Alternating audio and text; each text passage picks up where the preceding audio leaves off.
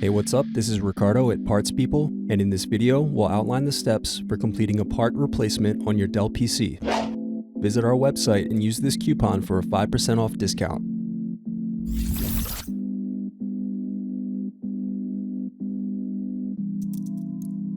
First, unscrew and remove bottom cover access door.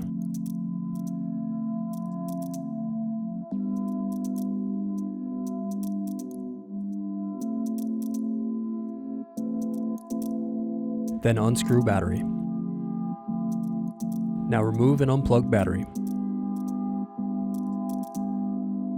Then unscrew and remove LCD cable bracket. Now unplug LCD cable. Now unscrew and carefully pry open the hinge.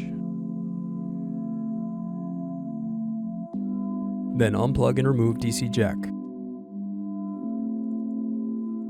Thanks for watching. Don't forget to like and subscribe if you enjoyed this video.